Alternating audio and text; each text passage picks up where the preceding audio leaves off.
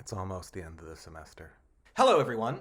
Today we're going to talk about Ice, chapters 9 through 12. We've been talking a lot about the stories the narrator has been telling himself to justify his actions toward the woman. He tells himself the woman is damaged and frightened and needs to be saved from her own self-destructive tendencies. He tells himself she needs to be saved from the warden. He tells himself she needs to be saved from the ice. Whether the stories the narrator tells himself have any basis in reality, we can't say, as we see everything in the novel through his eyes. But the stories the narrator tells himself certainly affect how he behaves in reality, and these stories seem to give the narrator license, in his own mind, to do things he wants to do, like chase and kidnap and hold captive the woman. In these next few chapters, we see, I think, that the narrator is also telling himself a story about the world and his role in it.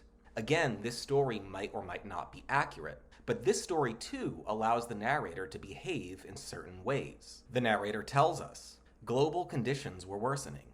There was no sign of destruction coming to a halt, and its inexorable progress induced general demoralization. It was more impossible than ever to find out what was really happening, impossible to know what to believe. No reliable source of information existed. Very little news of any description came from abroad. None whatsoever from once prominent states which had simply dropped out of existence. More than any other single factor, it was the implacable spread of these unnerving areas of total silence that undermined public morale. In response to these conditions, the narrator says, in certain countries, civil unrest had resulted in the army taking command. A worldwide swing toward militarism had taken place during recent months, with deplorable and brutalizing effects. Frequent clashes occurred between civilians and the armed forces. The killing of police and soldiers, with retributory executions, had become commonplace. Is the narrator's account of the climate crisis and its political repercussions truthful? Is his interpretation of the state of the world correct? Whether it is or it isn't, it is suspicious that his description of global affairs parallels his description of his affair with the woman. The public is demoralized by the government's silence, like the woman, as the narrator says, is demoralized by the warden's silence. The army has reacted to the public unrest with a swing toward militarism, like the narrator's treatment of the woman has become increasingly violent. The narrator also characterizes nature itself, under threat by the ice, very similarly to how he characterizes the woman. I looked at the natural world, and it seemed to share my feelings, to be trying in vain to escape its approaching doom. The waves of the sea sped in disorderly flight toward the horizon. The seabirds, the dolphins, and flying fish hurtled frenziedly through the air. The islands trembled and grew transparent, endeavoring to detach themselves, to rise as vapor and vanish in space. But no escape was possible. The defenseless Earth could only lie waiting for its destruction, either by avalanches of ice or by chain explosions which would go on and on, eventually transforming it into a nebula, its very substance disintegrated.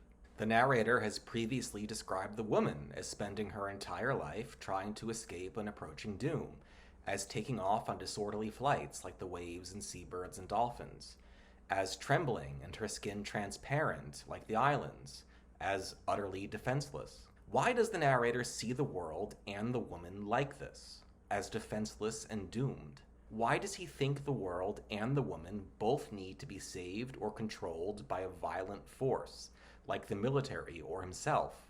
Why does he keep telling himself this same basic story about something vulnerable needing to be saved? Let's consider how the narrator feels when he and the woman reach a country that has not been affected by the ice, where everyone is safe, at least for the moment. I did not take part in the general rejoicing. I did not feel gay. I had no wish to spend my time dancing or looking at fireworks. Very soon I was utterly sick of bands playing and people in fancy dress. The girl loved all the gaiety, was absolutely transformed by it, her life miraculously renewed.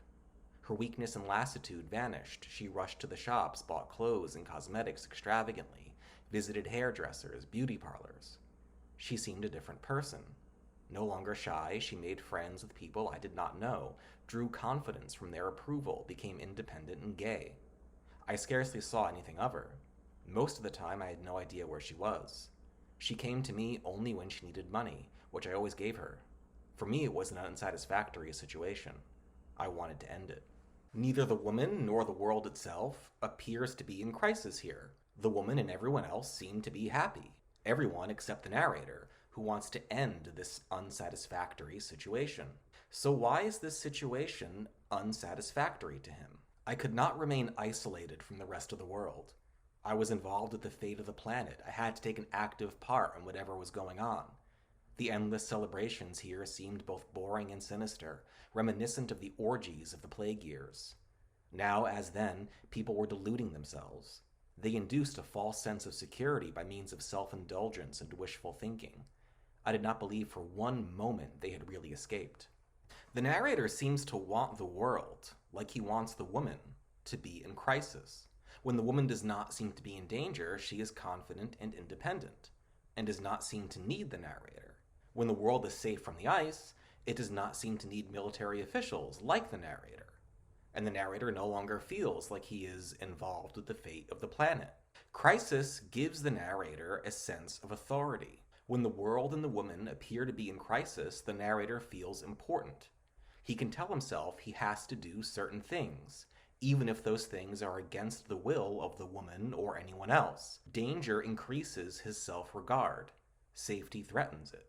And the narrator seems so addicted to this sense of authority, to this sense of his own importance, to his own self-regard, that he looks for or even imagines signs of danger that might not really be there.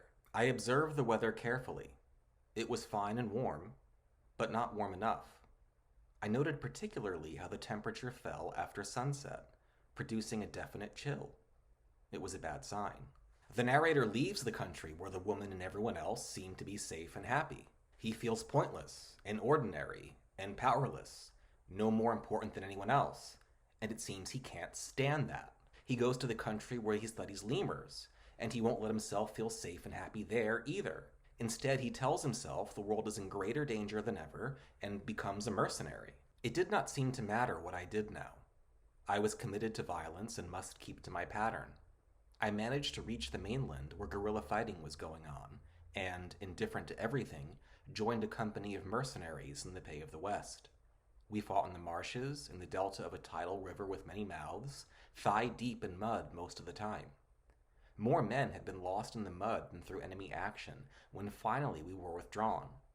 It seemed to me we were fighting against the ice, which was all the while coming steadily nearer, covering more of the world with its dead silence, its awful white peace.